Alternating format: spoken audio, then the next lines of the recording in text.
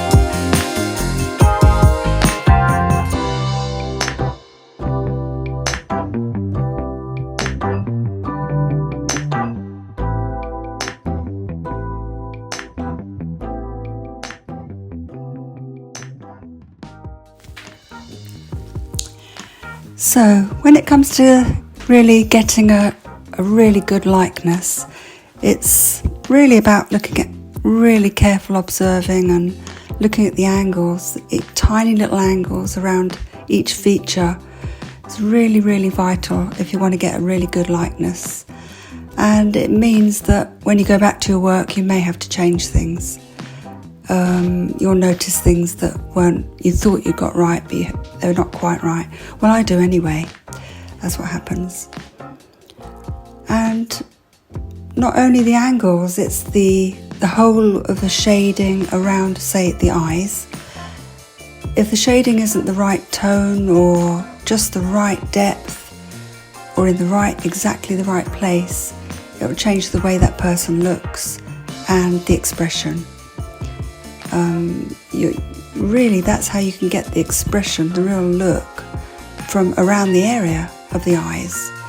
Not only the eyeball, when you smile, your eyes crunch up a bit, and all of that flesh underneath your eye, it completely changes shape, and you've really got to copy that exactly if you want it to really look like the person. It does take some application, but it's so worth it when you get it right. It's fantastic.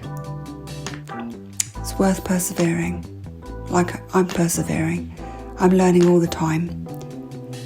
And the more you do it, the easier it gets.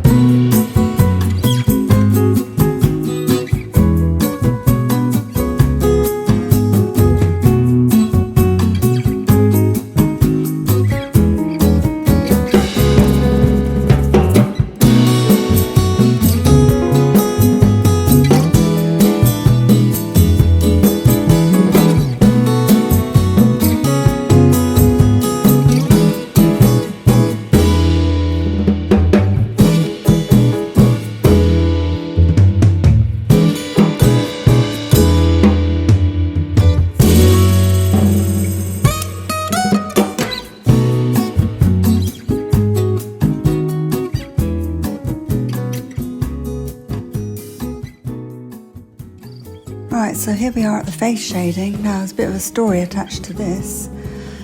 Unfortunately, we don't have all the face shading to show you. In fact, my phone conked out on the first attempt at drawing Anya, which was going pretty well, and I realised it hadn't been recording for an hour. So I had to start her again. So I started her again, thinking that, oh well, I can record the whole thing. And then it was doing really well, and it just conked out again for a different reason, right at this point where I was shading her face. So unfortunately, I thought, well, I'm not going to start another one.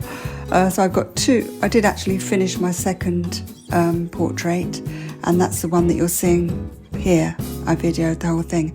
Apart from the fact that my phone just stopped recording right at the minute that you needed to see the face shading. And I know it's an important part, but I've got loads of other videos that you can see on my YouTube channel that show face shading in graphite and charcoal. So if you'd like to take a look there, you can see how I'd attempt it. But this, on this paper, was really easy to face shade. Certain papers are much more difficult. This was really easy, and this was cheap paper. This is the Faber-Castell. It's like a cardboard, really.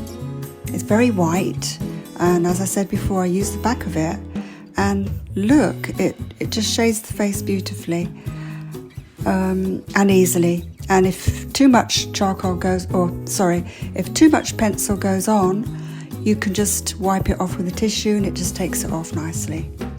So you can get the exact shade that you want. Makes it very, very easy. So unfortunately, you've got a bit of a gap here, but there was nothing else I could do about it. I couldn't face starting her again. But I am going to show you both the portraits in this video, so that's coming up later. And I would love your feedback on that, because I'm going to do a little bit of talking about that, about how they were both copied on using the same method, and they both looked quite different. I've just done a little bit more on the second portrait, this one here, today, just to look at finishing touches, and I think it does look a bit better, but very, very similar but different. So you can see they're the same person, but they are different, and that shows just how incredibly difficult it is to get a really, really exact likeness, because we're not robots. You know, we can try, but we're not robots. As long as it's got the feel of that person, that's really what you're aiming for. And just to make sure everything's in the right place, all the features are just right, then you stand a bit of a fighting chance. But it's not easy to do, I must be honest. But it's good to watch, and I've learned everything I've learned from watching YouTube videos. And I've been watching them for, I don't know, 15, 16, probably it's coming up to 17 years now. I still watch them every day. And I'm still learning all the time. We're all learning. And but I hadn't done much pencil work or charcoal until very, very recently, until a few months ago. And I thought, well, I'd like to, you know, switch from animals for a bit and try some people again, because I had done some people earlier, but not for ages. And I love doing people. You know, there's such a challenge. I just love a challenge. And it just tests your determination, really. But it's so therapeutic. You know, when you're doing something like this, you can't possibly think about anything else. It has to be 100%. And that's what's so relaxing about it. That's why it is relaxing, because you just get in the zone. An hour flies by and it feels like maybe 5 minutes. It's that incredible. And that's part of the reason why I wanted to do this channel, really, just to share with you just how amazing it is to draw. And you don't have to be really good at it. It's just so therapeutic to actually pick up a pencil or a pen and just doodle, even if you don't want to draw a person or an animal. just draw whatever you fancy. It's so good for you. Anyway, here we go. I just felt I needed to explain that gap there. Anyway, here we go. On with the portrait.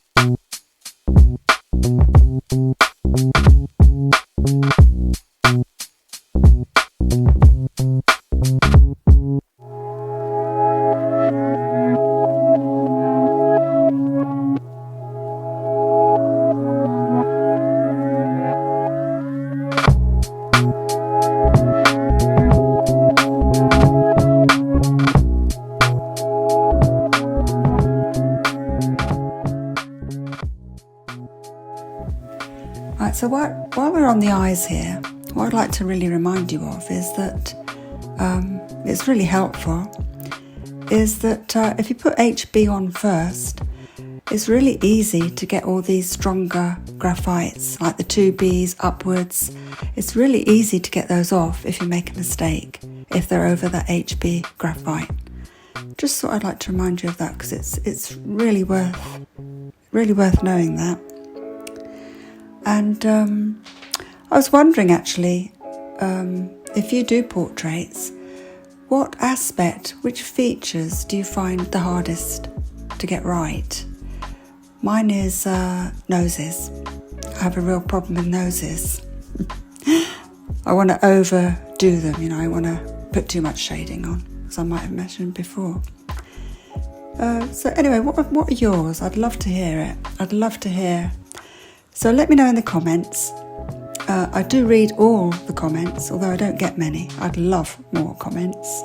I'd love people to, show me what they've been drawing and all sorts, and tell me what they've been doing. I'd love that. I'd love that interaction.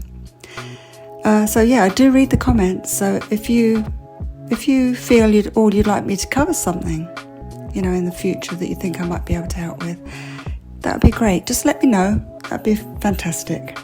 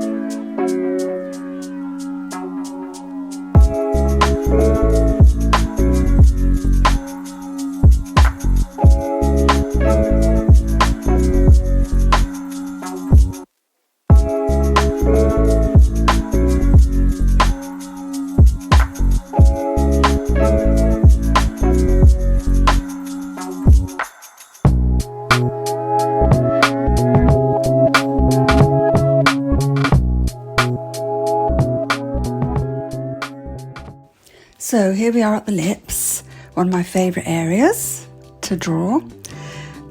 She has the most fantastic lips, doesn't she? I mean, they just are amazing. But they are quite hard to get just right.